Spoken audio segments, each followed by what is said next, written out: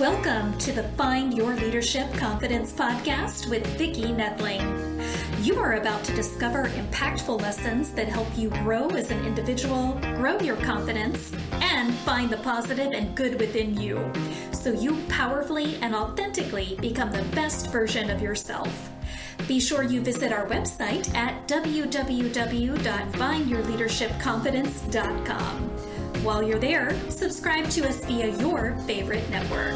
Now tune in, get ready, and enjoy the journey of emerging as a leader of exception in the 21st century. Welcome, everyone, to the Find Your Leadership Confidence podcast. I'm your host, Vicki Noethling, coming to you from Roswell, Georgia. The goal of this podcast is to bring guests that will empower you to become that confident leader that will take your business and your life to the next level. Today, I am excited to have a fellow podcaster on with me, Roy Coughlan. And let me tell you about his background. So Roy is a podcasting coach with 5 podcasts: speaking podcast, awakening podcast, meditation podcast, Polish podcast, and all 4 have gotten him the top 0.5%. And then the crypto podcast, where he's at the top 1.5%. He's helped people create a podcast that get into the top 10% of podcasts. His clients get guest appearances on the top rated podcasts to promote their business or book. Roy's produced and edited over 1,200 episodes, including over 100 live with top guests like Miki, Willis, David Icke, Thomas Renz, Sherry Tenpenny, and more. The best thing for us today is that he is happy to share some tips with the future or present podcasters that have Roy on their shows. So why should you have start a podcast is going to be our theme. So those of you that are listening that don't have a podcast today, you want to tune in, get your pencil and paper ready to take a lot of notes. Please join me in welcoming my guest, Roy Coughlan. Roy, thank you for being on my show. Thank you very much for having me. And I've actually, since we connected, I have a 6th show now. So it's now, and it was one of my clients called me. He said, "You're the podfather." And I just went, "Oh, I like that." Oh.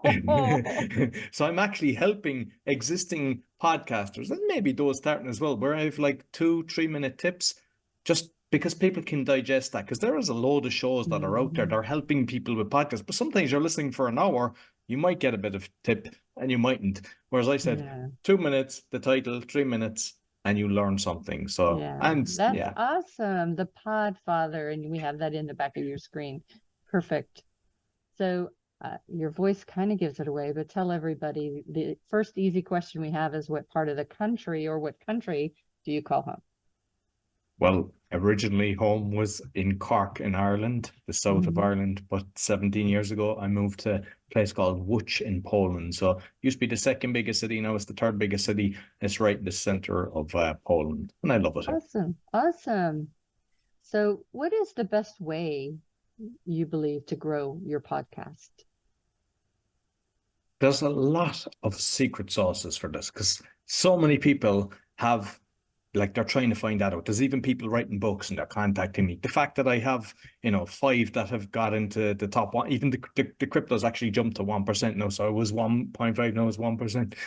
And it's a combination of things.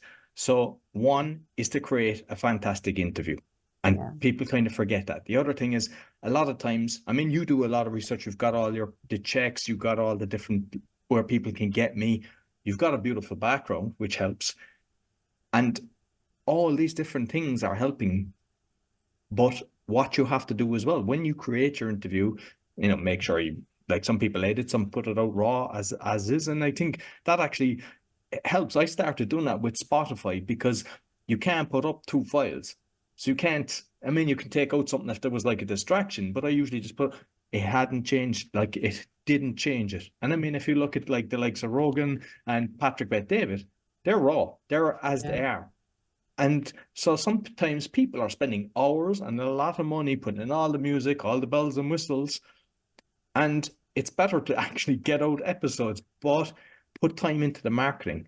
Because a lot of times they put out their show and they're on to the next one. And they're assuming people will see it. So for example, if you're looking at Facebook, most of the time people are seeing advertisements on Facebook. They're not seeing what you're putting out there. So you have to put it out a few times. So what I do is I put it out as the episode that's on the audio, then I put out the YouTube, then the BitChute, so they have a better chance of seeing it. I also, on the Podfather, I done an episode how to remove the sponsors that you see on Facebook. So you start connecting with your friends a lot better. Nice. Then you can, like, say on Facebook, a lot of times people, they're just joining podcasting groups. But what happens is you've got 2 gazillion people that are in these podcasting groups all going, hey, look at my podcast. But you don't go into that group to look at podcasts. You go into that group thinking everybody's going to be there to look at podcasts, but they're not.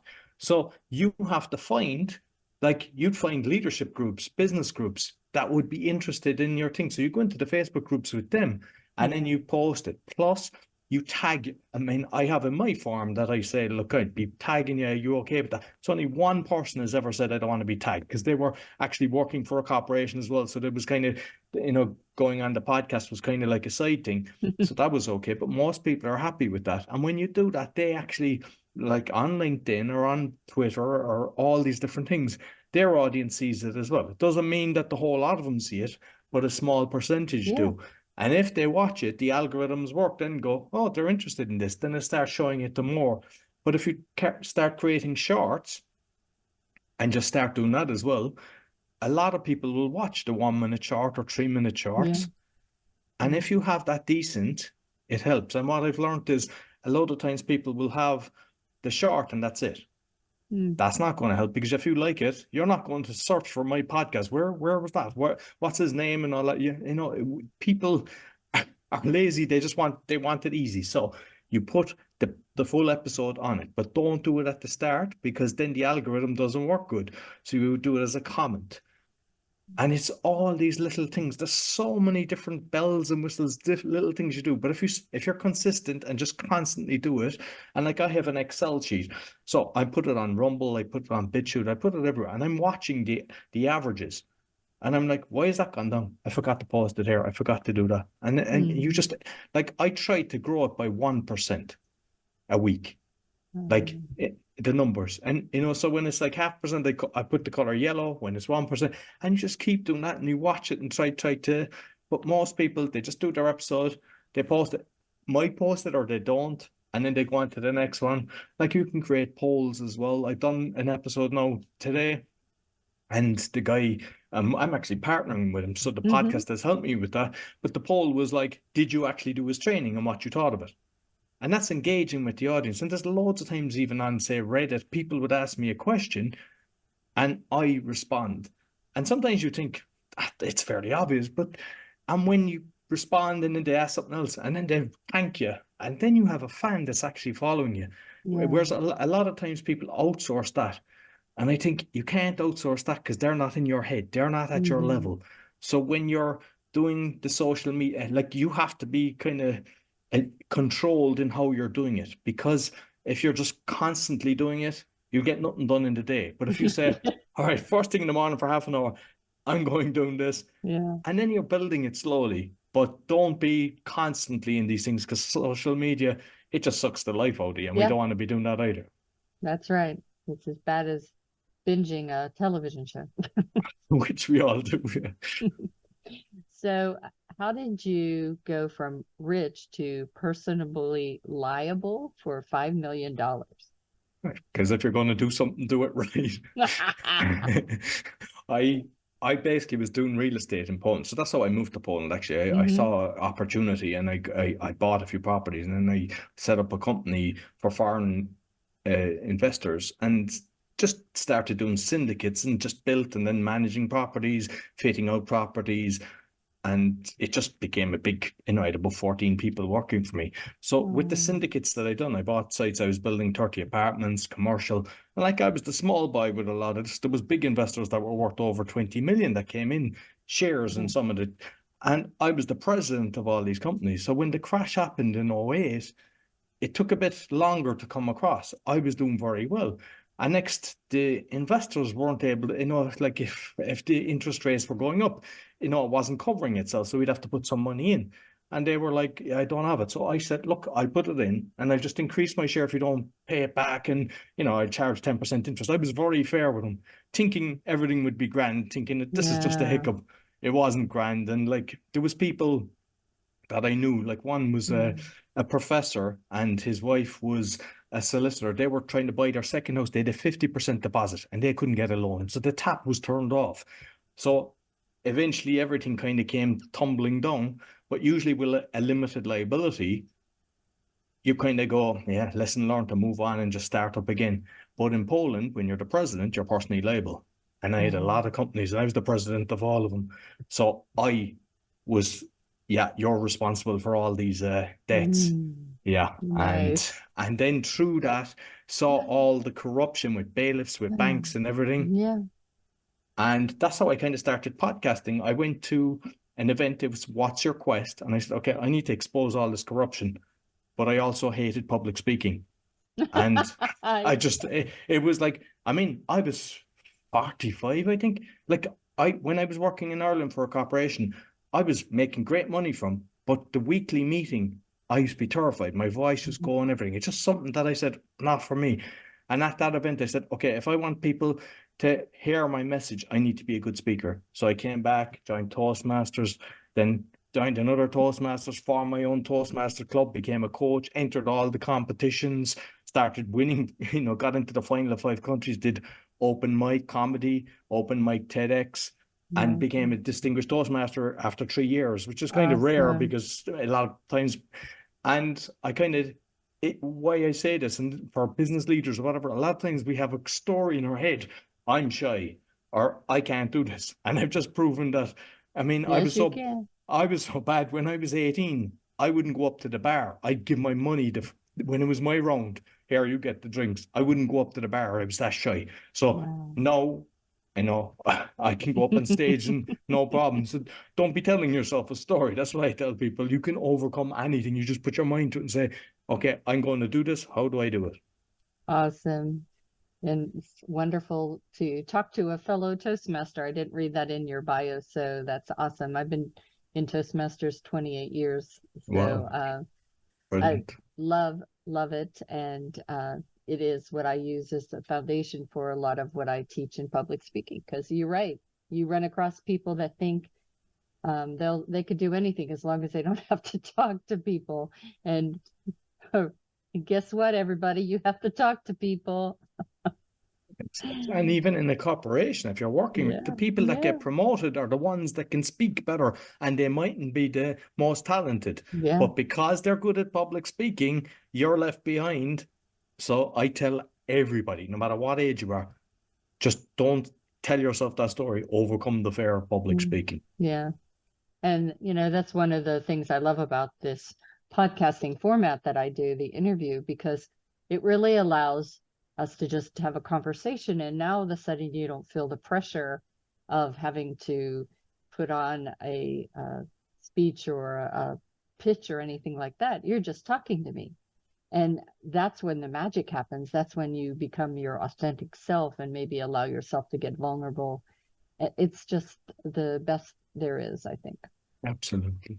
So you have created over 15 companies. Talk to me a little bit about that and how you manage 15 companies. Well, they're not like, they're companies that I created and, close. So I had some companies in Ireland, and then at one stage I had one in England, a lot in Poland. And now I have one in Estonia. So what I look at always, no matter what business I'm going into, I always look at 1, the exit strategy, and 2, tax optimization.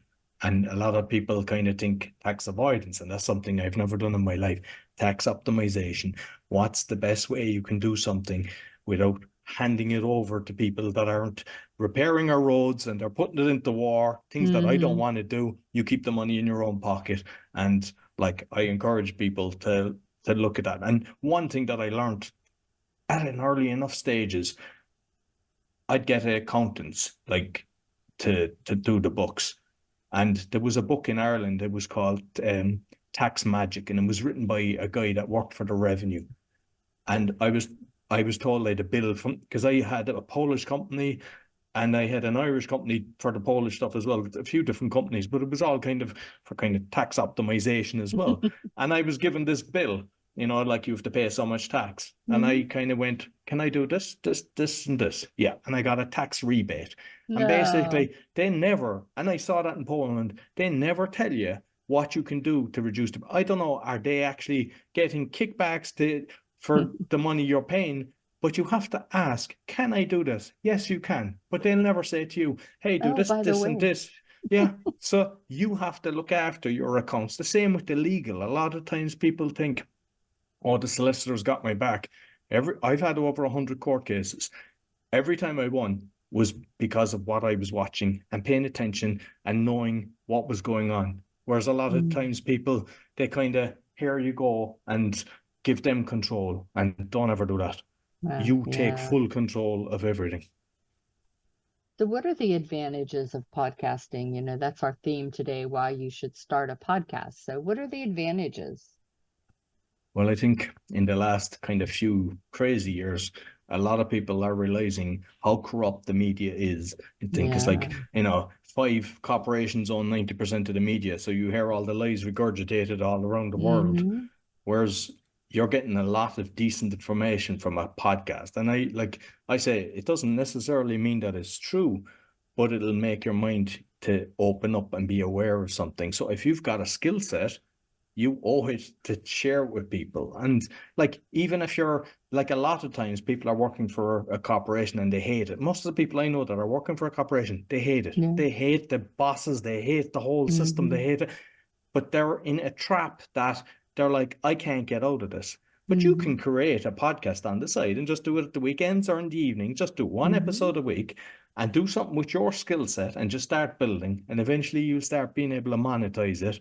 And eventually you might be able to walk away from that job that you hate and start doing something you love. Because, I mean, I see you do a lot. You've got a lot of episodes out.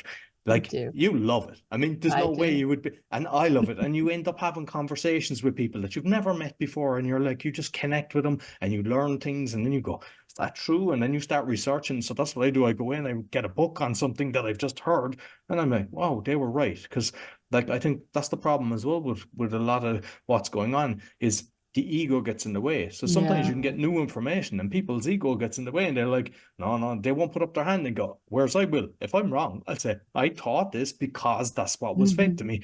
But now I have a different belief system based on what I've just learned and research that I've done. So as far as why should they start, whatever skill set, and even if they don't, you can go away and learn something. So if you can say, I'd like to do one, think of what you'd like to do, go away and buy books on it, start looking at YouTube, start looking at different things.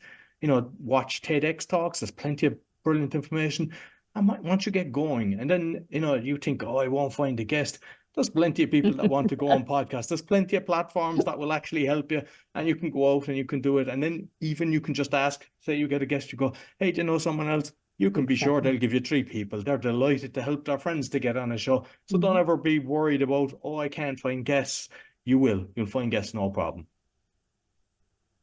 So in your business, do you say you have somebody, like for me, I used Adam Homey as my podcast guru or whatever. So he met with me for 3 months, taught me everything I needed to know. And weekly we met, and then he built my website, and it was all done for me. And I was working 80 hours a week for my other job. So is that a service that you have? If somebody says, hey, I want to do this, Roy, but I don't know how to do a website. I don't know what to do I know that I like to interview people, but I don't know anything beyond that. Can you help them? Yeah, I mean, I've got clients that they don't want to do anything to do with the editing and the graphics. So I'm telling them everything from the start, why a graphic is important. And like, for example, like sometimes people, when they're doing the graphic, that, if you go into Spotify or the iTunes, you'll flick through them and you want it to stick out. But most people, they're looking at the graphic when it's on the full screen of their computer. And that's not what it looks like. Yeah. You have to see, does it look good when it's shrunk up? And you have to make sure, is this grabbing their attention? So I'll do that. I'll do the logo for people. I'll do the websites. I'll do the editing. I just long-term relationships is what I like to do. But what I try to do as well is I make sure that, like, with one of my clients at the moment, he's got plans to do a lot of different shows. And I said, he doesn't want to learn about I said, look, I want you to learn about this just in case you need to do it yourself, or if anyone asks you. And he's like, okay. It's just like, I just want you to understand. And then, like, even with an email, I want, I create an email that we can both use. So then we set up the Facebooks and all the different things, all the different channels. But I want it that he's in control, not that I'm in control. Because sometimes you deal with some kind of outsourcing companies and they kind of hold it over your head because they have it. And it's like, if you walk away, you lose everything. And I will never want that. I want, they're the owners of this. They control it. So if they, whether they reach hard times or they decide, I want to do this myself, it's all okay. You just say, okay, grand. And they just change the password, whatever email you're using, but they have full control of it. And that's what I like to do, that I can do the whole lot, teach them how to do the launch properly, because there's techniques for that as well. You can just, some people think, I just put out one a week, but this kind of strategy to get up the top of the charts, which in turn you can take screenshots. And when you have the screenshots, you're posting it on all the different things. You might think, why are you doing that? But a load of your friends won't. You think all your friends will be curious to start listening. They won't. There's people that even a year in, I was thinking they might listen, and they never did. But when you start showing 5-star ratings and all these different things that #1 in the country, then people get curious. They go in and then they go, I like this. And that's how you start building it.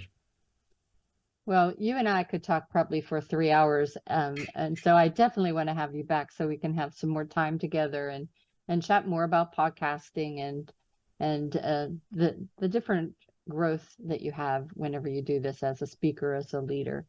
But right now I'm going to share my screen that has the contact information. So those of you just listening, you know the drill. You want to grab this website information. It is going to be available on my Vicki Noethling YouTube channel, so please subscribe or go to findyourleadershipconfidence.com. We have Roy Coughlan's information is the website bio.link/podcaster. That's bio.link/podcaster. Facebook is Roy Coughlan, and as is Instagram, but it's Roy_Coughlan. YouTube is at Roy Coughlan. And at TikTok, it's at Podcaster Coach. I will now turn it over to Roy to be able to tell you about what you'll find when you go to bio.link/podcaster. Roy, it's all yours.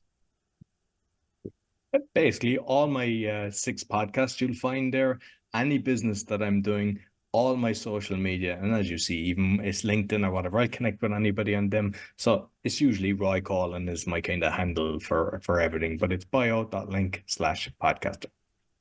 Awesome. Well, Roy, it has been wonderful chatting with you, and I hope to do this again with you real soon. Thank you for being a wonderful guest. Very much, and I'd love to come back. And I'd just like to say to the listeners, make sure that you give Vicki a 5-star rating, a comment and a review on all the different channels, because it really helps. Even if it's a thumbs up on a YouTube channel, it all helps. You might think it doesn't, but if you've got value from this or any of our previous episodes, make sure you do that. Thank you so much. And as always, I remind everyone that life is a journey and it's up to you to enjoy the ride. This is Vicki Noethling signing off. Thank you for tuning into the Find Your Leadership Confidence podcast with Vicki Noethling, where we share impactful lessons that help you grow as an individual, grow your confidence, and find the positive and good within you so you powerfully and authentically become the best version of yourself. Remember to visit our website at www.findyourleadershipconfidence.com and enjoy even more great episodes like this one. Again, while you're here, subscribe to us via your favorite network. We look forward to seeing you next time on the Find Your Leadership Confidence podcast.